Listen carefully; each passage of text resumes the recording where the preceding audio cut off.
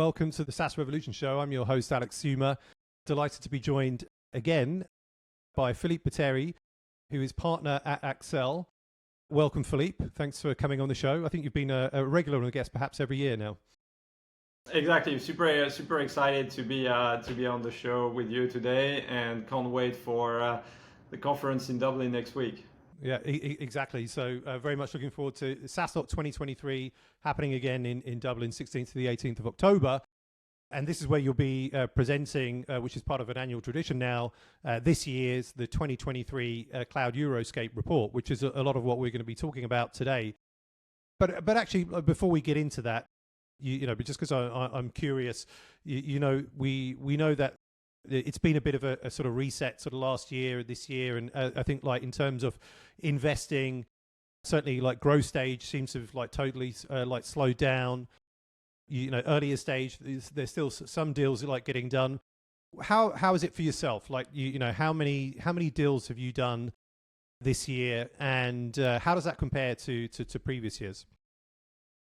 Yeah, I think that is a fair question. I think the back half of last year and the first quarter of this year was very quiet. I think this year I've invested in two companies. I think one is Synthesia, which is a Gen AI company in the video space, from London.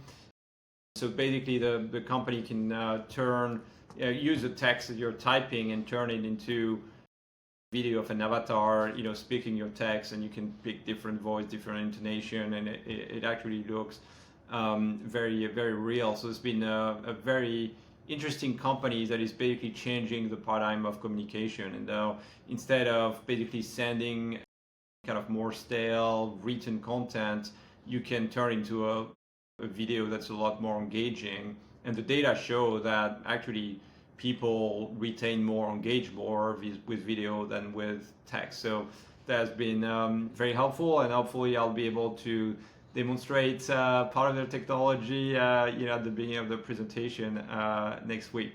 So that's the first one. And then the second company I invested in is a company called Cyera, Israeli cyber company.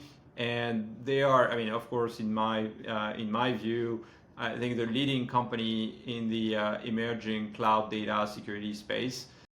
So as companies migrating all their workload to the cloud, I think we saw the first wave of security product for cloud, which was really centered around CSPM, so cloud security posture management, meaning understanding how your cloud is configured and whether there's some configuration that could create vulnerabilities. And now that kind of this first wave is being digested, now the next wave is say, okay, what's happening to my data in the cloud?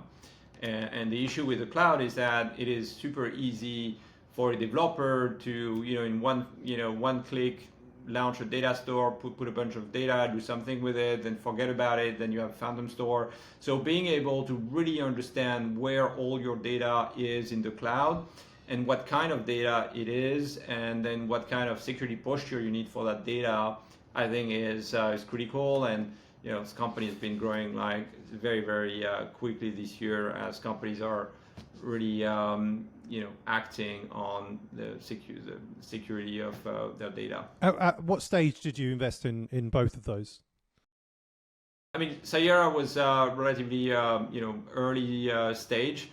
And Synthesia was a later stage deal. So now, at Accel, we do both early and growth stage. So I had, this year at balance where one early and one more on growth. Very cool. Well, thanks for sharing that. We have one of the two at SaaStock, Victor Ripabelli, CEO of Synthesia, is speaking. I don't think it's his avatar. I think it's actually him. So looking forward to. Are you sure? I'm not sure, and nothing surprises me after Patrick Campbell's churn talk last year that things are squeezing through. So it could be his avatar, but either way, I'm sure it would be interesting. And actually, speaking of the avatars, and I know you mentioned you're going to demo it on your talk. Maybe I should look into it and like get an avatar to do my opening remarks every year, so I don't have to get up as early to do those. But yeah, I should definitely play with the tool. And every year, and we said before we started recording, You've been at every SaaStock, and I think the first in 2016 you presented the Cloud Euroscape at, I think it was at SaaS Society in 2016, but then since then it's been at every SaaStock. SaaS Society is like our founders.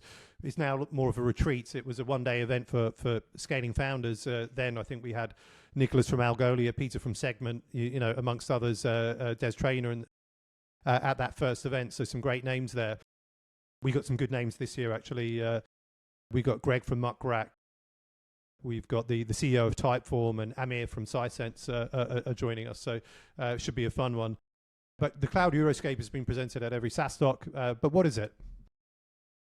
Well, so it's interesting that you mentioned 2016, which I think in my view has been a pivotal year for the SaaS ecosystem in Europe. I think this is really the time where the world started to realize that there was a lot of potential in cloud in Europe versus, if you look at, from 2005 to 2016, a lot of the companies that emerged from Europe, the big companies, they were the Spotify of the world, they were the Supercell, they were the Deliveroo, they were the BlaBlaCar, but they are companies that are more consumer companies.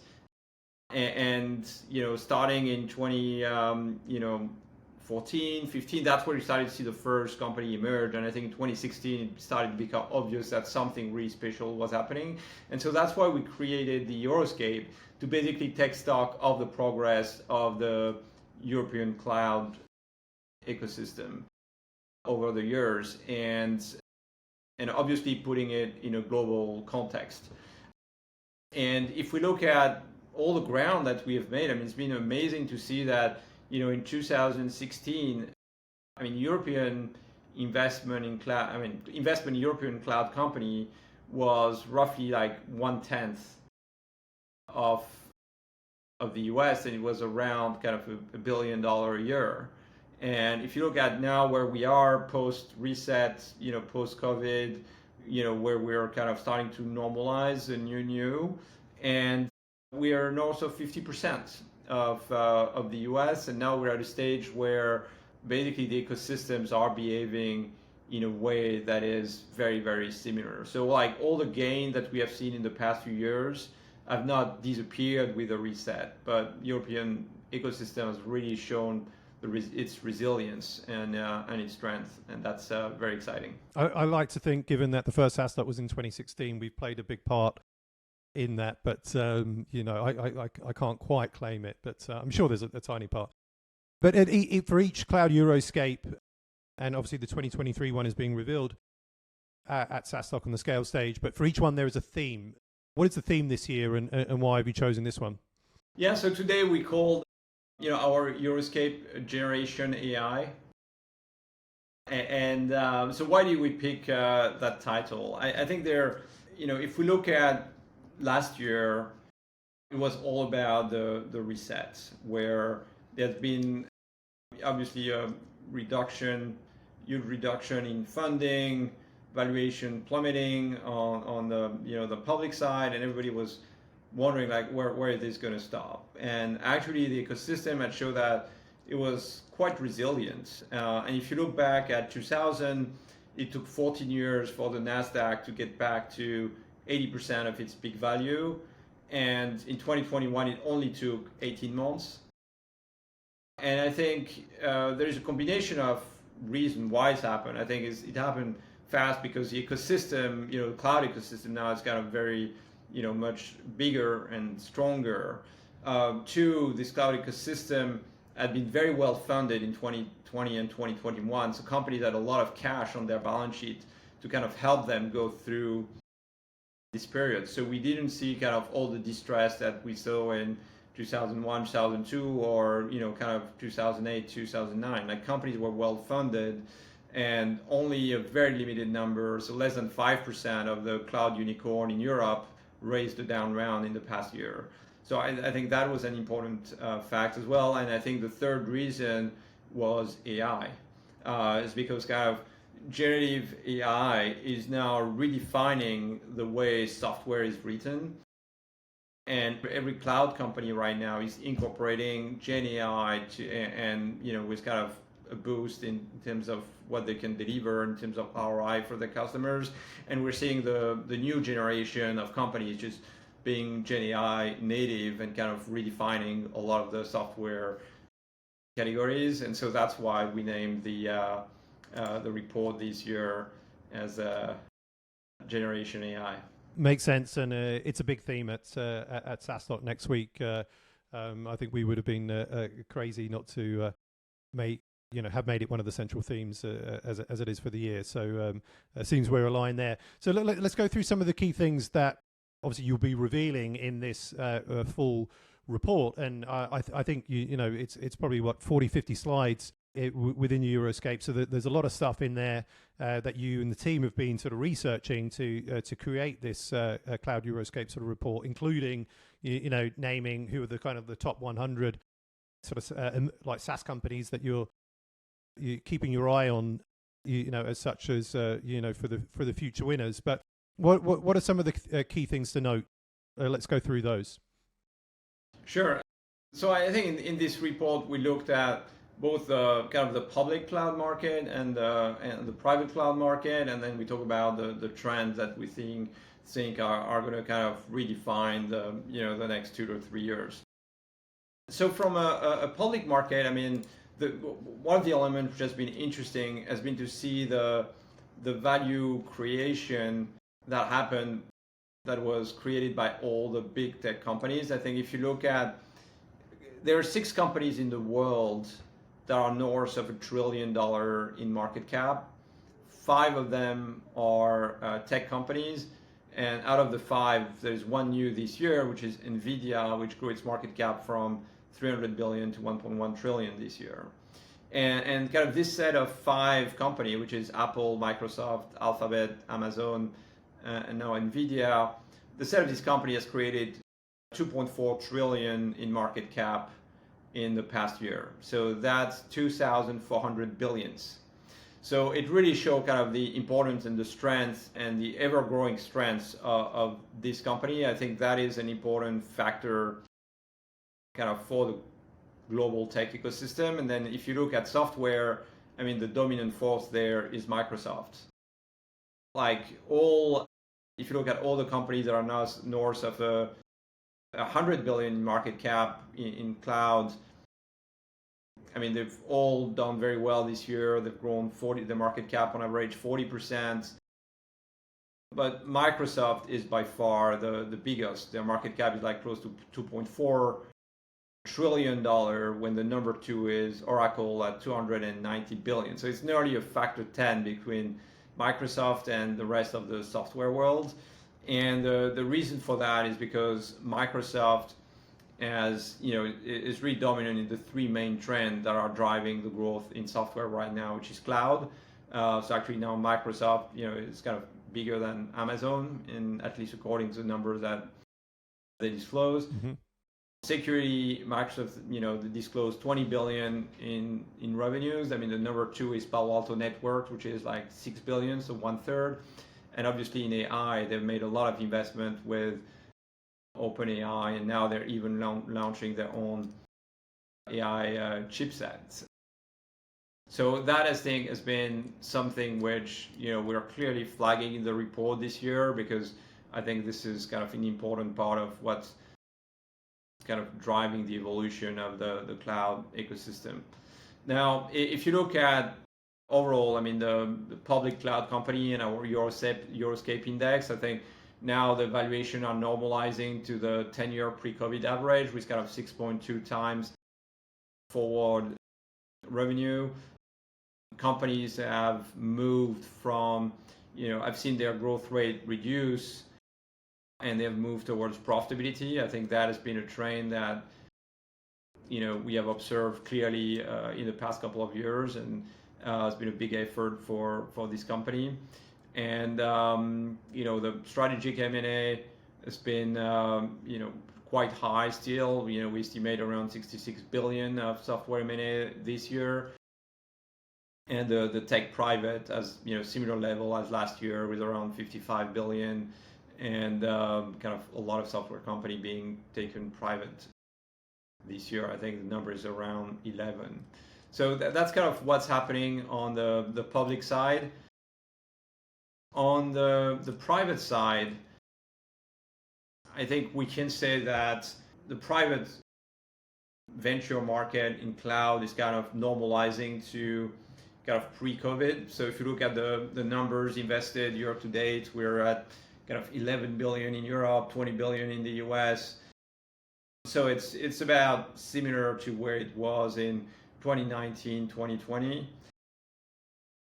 I think the big one of the difference though, like the one market that has been probably more impacted has been Israel on the growth side, where the number of growth deals in Israel has really gone down. Like if you look at the deals that are north of 50 million, they represented like 8 billion in 2021 and like less than 2 billion this year. So it's been like a huge decrease. Why do you think that is? Well, I mean, the reason is because there were a very small number of growth funds who deployed unbelievable amount of money in the geography in 2020 and 21. And now in the past year, they haven't done any deals. Yeah. So I think that explained for most of the gap. So it's interesting to see, like, it's a very small number of firms that account for all this.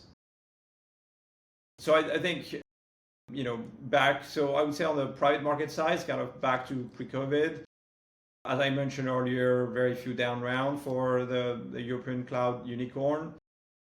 Ecosystem has been very resilient.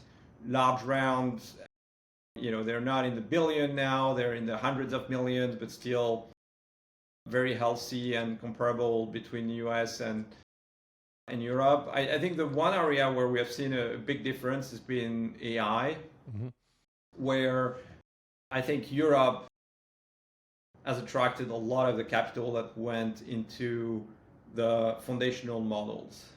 So if you think about OpenAI, Inflection, Anthropic, Adapt, these companies have raised billions of dollars, when the equivalent in Europe, and you have companies like Mistral and Poolside and Aleph Alpha, they have raised like 100 million. So I think there's been a difference in that front. But overall, if you look at where Europe stands, we actually have publishing a lot more on AI and generative AI in Europe than in the US.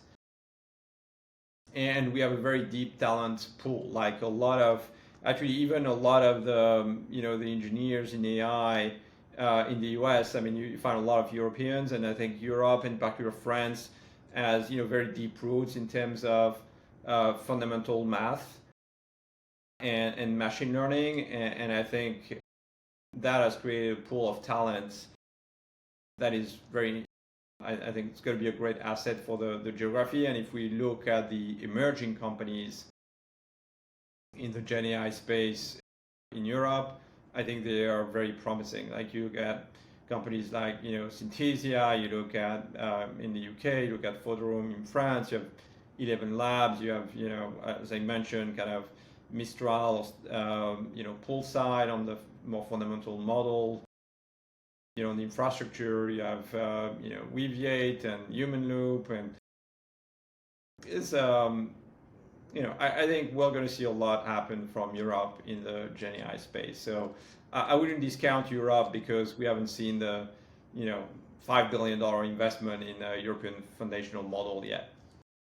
Yeah, very, very, very exciting time for Europe, and with all this new Gen AI companies coming through. I think you, within the report, talk about 60% of all unicorns created in the last 12 months are Gen AI native. Is that just in Europe? No, actually, that's a global number. Yeah. Okay. And then in terms of, you talked about the private markets, and we've seen, I think, the first SaaS IPO this year for 2 years. Was it 2 years with Klaviyo? And then a number of like the private markets and a number of M&A deals. So I think the language you use, like the road to recovery, I want to ask, are the good times coming back? Is 2024 going to be, are we going to see, I think there's like a whole host of companies that have been waiting to IPO but haven't IPO'd maybe like the Zapiers and the Stripes and others, is that going to be the year of the return to IPO and again a lot of M&A activity and more funding happening through from early stage to growth? Yeah, I don't know if that is the question that really matters the most to me, because I think what matters is the fact that the ecosystem in general has been able to create a lot of companies that are cloud companies that are now at scale, Mm-hmm. and that these companies are very well funded. And so you think about, what is an IPO? An IPO is primarily a financing event, right? These companies don't need the cash right now because they have a lot of cash on their balance sheet. So there's no need to go public. I think what is important is for this company to continue to perform and become really enduring and category defining company. I think to me, that's what is the most important. And then, at the right time, they're going to go public, but that's just going to be a milestone in their journey. I think the journey is the most important, and making sure that all these companies are going to, continue to grow and be category defining. And what about, as you mentioned, and I think rightly so, with the reset, which sort of happened last year after the crazy times, and the growth at all costs was really the mandate for many years for SaaS companies up until the IPO. Do you think we're now always going to see this focus on profitability, or I guess is it important? Will growth at all costs come back? At some point, will that be sort of necessary, or has the world of SaaS really kind of changed for perhaps the better? I think this is a very fair question. I think the way I think there are two ways to define profitability, right? There is being profitable, and there is profitable growth, right? And I think right now we are in a market where there's a lot of pressure on the top line right now. I think it's kind of hard to get to the buyer's purse, and therefore growth has slowed down. So if the growth has slowed down and you want to be an efficient company, and that efficiency is typically defined by kind of being a rule of 40, being a rule of 50. If you're growing 30%, that means you need to be profitable. But I think as kind of the economy recovers and there's less pressure on the top line, and we start to see growth rate reaccelerating, if we're growing 60%, you can burn 20% and still be a very efficient company, right? Because in SaaS, it's kind of the math of the business model is you grow fast, you're going to burn more because you kind of have to invest upfront of the the cost of the customer acquisition is upfront.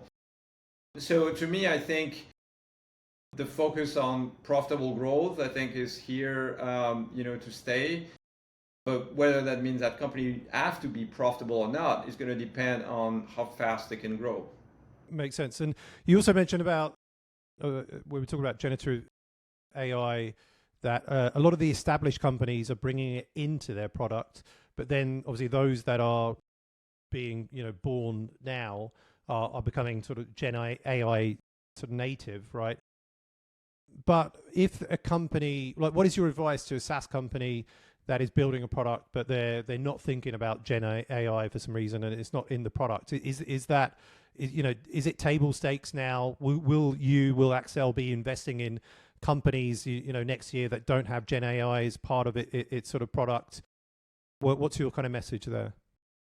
Well, I haven't spoken to any of these companies. I don't know where you would find them, because everybody today is only talking about Gen AI. But I think it's going to be very, maybe there are exceptions, but I think it's going to be very rare for a software business not to have to use Gen AI either to develop an entirely new product or to improve their internal efficiency. There are a lot of companies where the quality and speed of delivery is key, and you'll have to incorporate some form of AI to make this happen. So I have a hard time thinking about a new company right now that would be started without using GenAI internally or in their kind of customer-facing product. I think we mentioned, like, alongside all the findings and the data that you share, about the market and the cloud ecosystem, there's also this unveiling of the Cloud 100, each year. What does a SaaS company need to have to make it into the Cloud 100? How do you choose this specific 100 companies? And maybe you can share some insights into that. Sure. I mean, so we look at, north of 2,000 companies when we do this list. And so it is not exhaustive. I think, it's based on the set of 2,000 companies that we know. But if we missed any, of course, they should feel free to reach out and we'll, of course, consider them. But, for these companies, I mean, we look at what we know in terms of what is the product doing? What is the value that the product is bringing? What is the size of the market that they're addressing? How do they think about differentiation? We'll look at the profile of the team and try to understand how that profile kind of matches their ambition. And of course, we look at kind of the momentum that they have in terms of hiring, fundraising, and more importantly, kind of revenue growth. And then the last thing is, we work closely with J2, which is one of SaaStock partners as well, to kind of look at customer feedback and review and see, of course, how customers are reacting to the startup product. And outside of your keynote presentation of the Cloud Euroscape, when you're at SaaStock, where can you find Philippe Botteri? What are you doing in Dublin? Yeah, well, I'll be either talking to a startup or on the floor. And if I'm not speaking to anyone, people should feel free to come and speak to me. Very cool. And not literally on the floor because he's had a late night drinking too much Guinness. But yeah, on the expo floor. For sure, but you can't miss him. Well, look, Philippe, thank you so much for coming on the podcast. We're really looking forward to seeing another Cloud Euroscape, the 2023 edition, presented live exclusively at SaaStock. So really appreciate you guys sort of doing that. Thanks for coming on the show. Where can people find? I understand there's a landing page for the Euroscape for those listeners because we'll be publishing this the day after SaaStock finishes. Where can people find the Euroscape? Yeah, it's going to be on our website, so accel.com/Euroscape. So it should be very easy to find. You can also go to my LinkedIn profile where you find the right link to the report. Awesome. Well, thanks so much for taking the time to put it together, coming on the show, and then obviously presenting it next week at SaaStock.